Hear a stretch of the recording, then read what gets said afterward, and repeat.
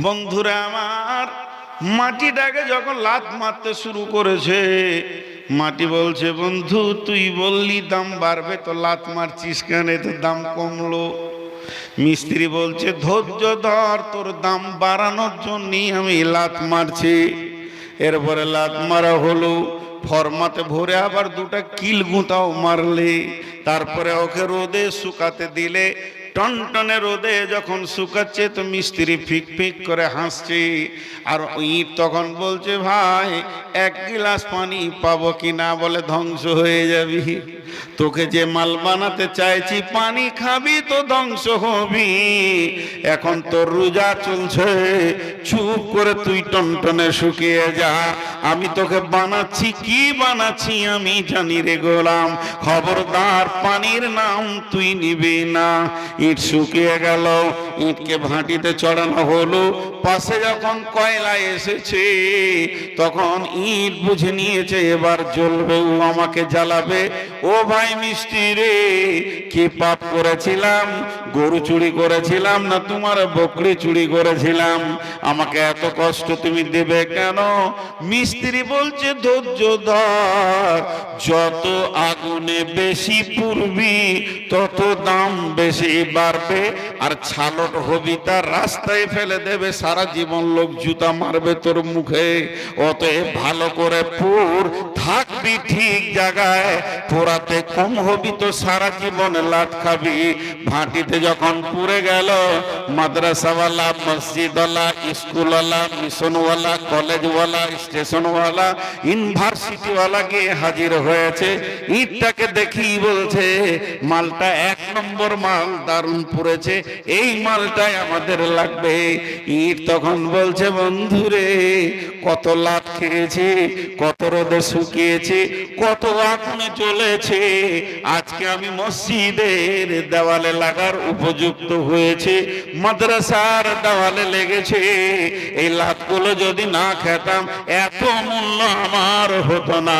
তা আমার আল্লাহ বলছে, গোলাম খাবি না, পান করবি না, পাশে বিবি এসে বসবে, গায়ে হাত দিবি না, সামনে কোল্ড ড্রিঙ্কস থাকবে, খাবার ফল ফ্রুট থাকবে, খাবি না। আল্লাহর প্রেমের আগুনে কয়লাতে নিজেকে জ্বালিয়ে দে। আল্লাহর প্রেমে জ্বলে যখন তুই সলিড মাল হবি, তখন তোর নাম হয়ে যাবে মুত্তাকি, মুত্তাকি, মুত্তাকি। আল্লাহ বলছেন, আমি তোদেরকে বানাচ্ছি লাআল্লাকুম তাত্তাকুন, যাতে করে তোরা মুত্তাকি হবি। রোজা মানুষকে মুত্তাকি বানায়, রোজা মানুষকে মডেলাইজ করে মুত্তাকি বানায়। ওই জন্য আয়াতের শেষে আল্লাহ বলেছেন, লাআল্লাকুম তাত্তাকুন, তোদের হাজার কষ্ট হলো ধৈর্য ধরে নিবি রে, তোদেরকে আমি মুত্তাকি বানাচ্ছি।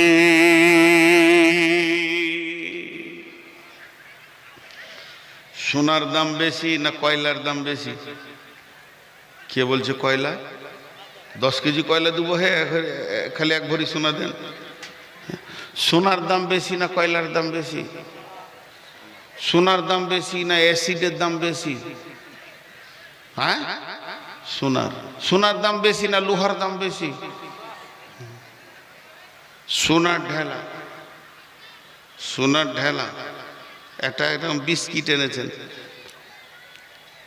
দুইটা 20 গ্রামের বিস্কিট 1.5 লক্ষ টাকা দাম, 1.5 লক্ষ টাকা দাম।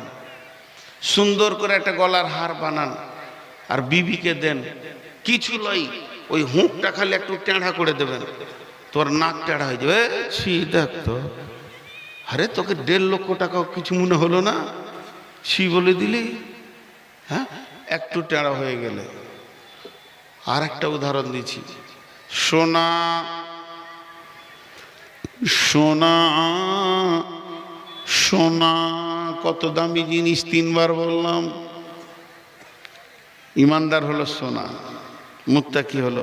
আচ্ছা, আপনাদের এই দিনাজপুরে হেমতাবাদ এলাকায় যে মহিলাগুলো যে পেছনে আছে, আপনার আমার মা বোন, খালা, বেটি, তো এরা কি সোনা পরে নাকে, কানে, হাতে? সোনা পরে? ভুল বললেন না, সোনারই কথা বলছি আমি, সিটি গোল্ডের কথা বাদ দিচ্ছি। সোনা কেউ পরে না, গয়না পরে। সোনা পরার জিনিস নয় তো, গয়না পরে। সোনা আর গয়নার পার্থক্য কি? যখনও বিস্কিট থাকবে তখন সোনা। এই সোনাকে স্বীকার করতে হবে, আমি কয়লার আগুনে ঢুকব, যতই দাম কম হোক, অ্যাসিডের দাম কম হলো সেখানে আমাকে ঢুকতে হবে। আর লোহার হাতুড়ির মার খেতে হবে, আর লোহার মেশিনের ডাইসে তাকে ঢুকতে হবে।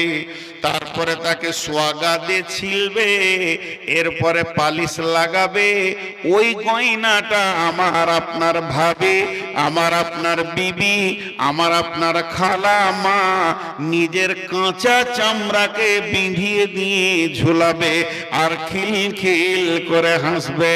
আর যতক্ষণ পর্যন্ত সোনা বলবে আমি আগুনে ঢুকব না, আমি অ্যাসিড নিব না, সোয়াগা নিব না, পালিশ নিব না, তাকে কেউ ব্যবহার করবে না।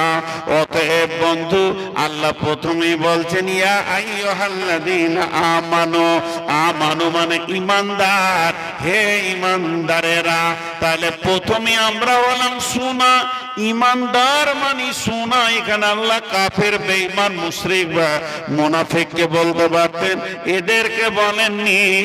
ঈমানদারদেরকে গোছিয়ে নিয়ে বলছে সোনার দলেরে রোজা নামে ডাইসে ঢুকে পড়, রোজা নামে ফরমাতে ছাঁচে ঢুকে যা, নিশ্চয়ই তুই গয়না হবে আর জান্নাতের অলংকারের মতো ঝুলবে। লাআল্লাকুম তাত্তাকুন। সকলে রোজা রাখবো ইনশাআল্লাহ। সবাই জোরে বলেন। মেয়েরা আসতে বলবে, পুরুষেরা জোরে বলবে, আল্লাহকে খুশি করার জন্য। সকলে রোজা রাখবো ইনশাআল্লাহ। কে কে রাখবেন না হাত তুলেন।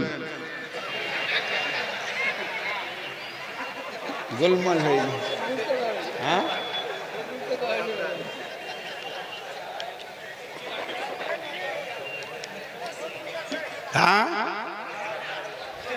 মাই গলার দোষ, আমার দোষ নয়, ভুল শুনছে, তাহলে মাইকে ভুল যেছে। আমি না বলছি আর মাইকে হ্যাঁ যেছে নাকি, দোষ মাই গলার। আসলে ওটা আল্লাহর মহব্বতে হাত তুলেছে, এর জন্য ওরা নেকি পাবে, ডবল নেকি পাবে। আল্লাহর মহব্বতে হাত তুলেছে। আমরা সবাই রোজা রাখবো ইনশাআল্লাহ। বাহ বাহ বাহ। আহারে, তোর মা নাই তোর কাছে? তো ওইখান থেকে যে লাইটটা মারছিস কি তোর মা না তোর খালার কোল থেকে মারছিস? হায় রে বাপ, কত সাহস, চিন্তা করতে পারেন। শুনে আপনারা খুশি হবেন, 3 দিন আগে আমার সব থেকে দামি ফোনটা চুরি করেছে, মাদ্রাসার ছাত্ররা করেছে। 100% কেউ ছিল না তখন, ওরাই ছিল। কোন মাদ্রাসাটা জিজ্ঞেস করিয়েন না। কত সাহস, কত সাহস। ও যখন থেকে লাইটটা মারছে কি উদ্দেশ্যে? হ্যাঁ, তো আমি যে কথা বলছি, আমরা সকলে রোজা রাখবো ইনশাআল্লাহ। রোজা রাখলেই কি হয়ে যাব? মুত্তাকি। রোজা রাখলেই মুত্তাকি, বাস। আল্লাহ বলে দিয়েছেন, এখানে আর কারো কিছু করার নাই। যতজন রোজা রাখবে 30টা, ততজন মুত্তাকি। জোরে বলেন কি? মুত্তাকি। আর মুত্তাকিদের ফায়সালা কি? কোরআন বলছে ইন্নালিল মুত্তাকিনা মাফাজা, ইন্নাল মুত্তাকিনা ফি দিলালিন ওয়া উয়ুন ওয়া ফাওয়াকিহা মিম্মা ইস্তাহুন কুলু ওয়াশরাবু হানিয়াম বিমা কুনতুম তা'মালুন। মুত্তাকি যারা হবে, মরার পর থেকে তারা ছায়াতে থাকবে, ফল ফ্রুট তাদের সামনে সাজানো থাকবে এবং পানপাত্র থাকবে, তারা খাবে, আনন্দ করবে আর জান্নাতের দিকে চলবে। মুত্তাকিরা হচ্ছে এ গ্রেডের প্যাসেঞ্জার। ভাই আমার, শহীদের পরে পরে সব থেকে দামি হলো জান্নাতে যারা যাবে তারা মুত্তাকিরা। শহীদরা সবসময় আল্লাহর সঙ্গে কথা বলবে, এখনো বলে, ওরা প্রতিনিয়তই কথা বলে। আচ্ছা, শহীদদেরকে মৃত্যু বলা যাবে? শহীদদেরকে মৃত্যু বলা যাবে কি? ওরা জীবিত। কোরআন বলছে খবরদার মৃত্যু বলবে না। এই যে হানজালা শহীদ, উমার শহীদ, আর যারা শহীদ হয়েছে যে সাহাবীগুলো, এদেরকে মৃত্যু বলা যাবে না। ওয়ালা তাকুলু লিমান ইউকতালু ফি সাবিলিল্লাহ, যারা আল্লাহর রাস্তায় মরেছে তাদেরকে খবরদার মৃত বলো না। বালাহিয়া, তারা জীবিত আছে, তোমরা বুঝতে পারবে না। বরং ওরা আল্লাহর সঙ্গে প্রতিনিয়তি কথা বলে। আমাদের যেমন প্রতিদিন রুজি আসে, ওরাও প্রতিদিন খায়, ওদেরকে খাওয়ানো হয় আল্লাহর তরফ থেকে। কি খান আল্লাহ জানেন, কি খান আল্লাহ জানেন, কিন্তু খাওয়ানো হয়। রুজির কথা কোরআনে দেওয়া আছে। তো তেমনি শহীদের যেমন মৃত বলা যাবে না, আল্লাহ মানা করেছেন। আর মুত্তাকিরা জান্নাতের অলংকার, মুত্তাকিরা শহীদের পরে পরে এ গ্রেটের জান্নাতের এরা প্যাসেঞ্জার।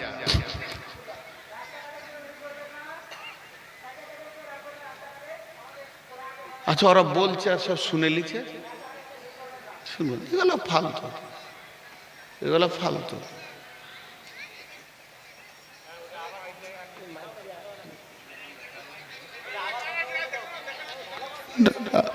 আরে আপনি আবার উঠে ওখানে দাঁড়ান। এবার চলেন রাসূলের হাদিসটা বলি। বিসমিল্লাহির রহমানির রহিম।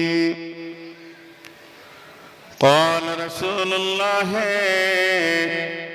صلى الله عليه وسلم, আল্লাহর নবী বলছেন, মান সামা রমাজানা ঈমানাও ওয়া ইহতিসাবা গুফিরা লাহু মা তাকাদ্দামা মিন জামবি ওয়া মান কামা কিয়ামাল লাইলি ঈমানাও ওয়া ইহতিসাবা গুফিরা লাহু মা তাকাদ্দামা মিন জামবি ওয়া মান কামা কিয়ামাল লাইলাতুল কদরি ঈমানাও ওয়া ইহতিসাবা গুফিরা লাহু মা তাকাদ্দামা মিন জামবি। আল্লাহর নবী বলছেন, রাসূল আরবি বলছেন, নবী মুহাম্মদ রাসূলুল্লাহ সাল্লাল্লাহু আলাইহি সাল্লাম বলছেন, নবীদের নবী বলছেন, সব জাহানের নবী বলছেন, পৃথিবীর সমস্ত প্রাণীর নবী বলছেন, সমস্ত জড় প্রাণী সবার নবী বলছেন, সব জগতের নবী বলছেন, এত বড় চিফ জাস্টিস আর পৃথিবীতে আসেনি, আর কিয়ামতের আগে পর্যন্ত আসবে না, জিনার জবান দিয়ে একটা মিথ্যা বের হয়নি, জিনার জবান সদা সত্য বলেছেন। আল্লাহ জিনার জবানকে ব্যবহার করেছেন সত্যের জন্য। এই রকম একজন নবী বলছেন, মান সামা রমাজানা, যে ব্যক্তি রমজান মাসে রোজা রাখবে, ঈমান ও ইহতিসাবা, ঈমান ইহতিসাবের সঙ্গে, গুফিরা লাহু মা তাকাদ্দামা মিন জামবি, তার বিগত জীবনের গুনাহ অনেক মাফ হয়ে যাবে।